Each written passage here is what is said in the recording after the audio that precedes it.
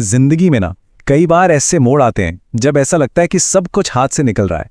ऐसे में तरक्की करना तो छोड़िए, बस किसी तरह दिन काट लेना, टिके रह जाना, यही सबसे बड़ी जीत लगती है। तो आज हम इसी सर्वाइवल माइंडसेट यानी सिर्फ टिके रहने की मानसिकता को थोड़ा गहराई से समझेंगे। कितनी गहरी बात है ना? ये हमें याद दिलाता है कि मुश्किल वक्त में ना बड़े बड़े पहाड़ तोड़ने की जरूरत नहीं होती। छोटे छोटे कदम, छोटे छोटे पल मायने रखते हैं। बस आज की रात निकल जाए, इतनी हिम्मत चाहिए। तो फिर ये जो जंग है, ये असल में दिखती कैसी है? ये वो लड़ाइयां हैं जो अक्सर अकेले में एकदम चुपचाप लड़ी जाती हैं। बाहर से हो सकता है सब ठीक लगे, लेकिन अंदर एक अलग ही तूफान चल रहा होता है। जरा सोच कर देखिए, जब हर वक्त दिमाग में बस यही चलता रहे कि अगला बिल कैसे भरा जाएगा, पैसों का इंतजाम कहां से होगा। ये सिर्फ पैसों की कमी नहीं है, ये एक मानसिक बोझ है, एक वजन जो कभी पीछा नहीं छोड़ता और इंसान को अंदर से थका देता है।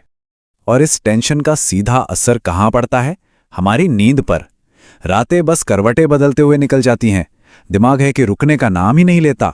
हजारों ख्याल घूमते रहते हैं और नींद, वो तो जैसे गायब ही हो जाती है। फिर सुबह उठने पर ताजगी की जगह एक अजीब सी थकावट महसूस होती है। और इन सब के साथ एक और चीज जुड़ जाती है, शर्मिंदगी। एक ऐसी खामोश भावना कि अपनी हालत के बारे में किसी से बात कैसे करें, कोई क्या सोचेगा। और यही शर्मिंदगी इंसान को और भी ज्यादा अकेला कर देती है। और अक्सर तो खुद की चिंता से कहीं ज्यादा अपने परिवार का बोझ महसूस होता है। उनकी जरूरतें पूरी करने का दबाव, उन्हें खुश रखने की जिम्मेदारी, ये सारी बातें इंसान को चुपचाप अंदर ही अंदर तोड़ती रहती हैं। अब एक बहुत जरूरी बात, ये समझना होगा कि ये नजरिया क्या नहीं है। ये उन आम सेल्फ हेल्प सलाहों से एकदम अलग है जो हमें हर जगह सुनने को मिलती हैं। ये स्लाइड देखिए, सब कुछ एकदम साफ हो जाएगा। एक तरफ है वो झूठे वादे और दूसरी तरफ है सच्ची खरी हकीकत। जहां आम सलाह कहती है कि पॉजिटिव रहो, वहीं ये सर्वाइवल माइंडसेट कहता है नहीं, पहले अपने दर्द को महसूस करो, उसे स्वीकार करो। ये रातों रात अमीर बनो वाले झूठ नहीं बेचता, बल्कि मानसिक स्थिरता को पहले रखता है। मतलब साफ है, ये कोई किताबी ज्ञान नहीं, बल्कि असल जिंदगी के अनुभव से निकली हुई बात है। और ये लाइन, ये इस पूरे विचार का सार है।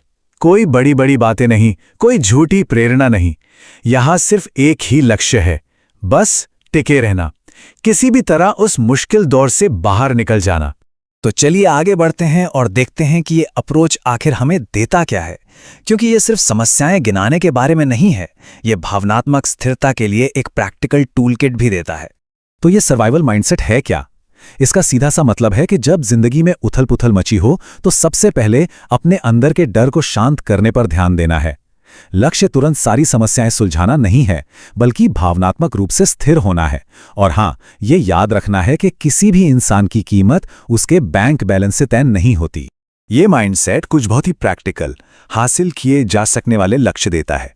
पहला, कर्ज से जुड़ी जो घबराहट है उसे शांत करना।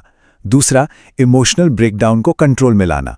फिर रात में ज्यादा सोचने की आदत पर लगाम लगाना। इसके बाद धीरे धीरे मानसिक स्थिरता को वापस पाना। और जब ये सब हो जाए, तब जाकर आमदनी के लिए बस एक छोटा सा कदम उठा। अब हम इस पूरी बातचीत के सबसे जरूरी हिस्से पर आते हैं। इस पूरी सोच का, इस पूरे फिलॉसफी का मूल सिद्धांत क्या है? बस ये एक लाइन सब कुछ कह देती है। कोई भी बाहरी समस्या को सुलझाने से पहले अपने अंदर की स्थिरता को प्राथमिकता देना जरूरी है। क्योंकि जब मन शांत और स्थिर होगा ना, तभी तो बाहरी चुनौतियों से लड़ने की ताकत मिलेगी। ये बात इस नजरिए के नर्म और हमदर्द स्वभाव को दिखाती है। ये कोई चिल्लाकर सब कुछ ठीक कर दो कहने वाला तरीका नहीं है। ये तो एक दोस्त की तरह है जो मुश्किल वक्त में बस चुपचाप साथ बैठता है, डर को शांत करने में मदद करता है, बिना कोई फैसला सुनाए। तो आखिर में एक सवाल के साथ इस चर्चा को छोड़ते हैं। किसी भी संकट में पहला कदम क्या होना चाहिए? बाहर की समस्या को ठीक करना या अपने अंदर की स्थिरता को वापस पाना? इस पर सोचना बहुत जरूरी है।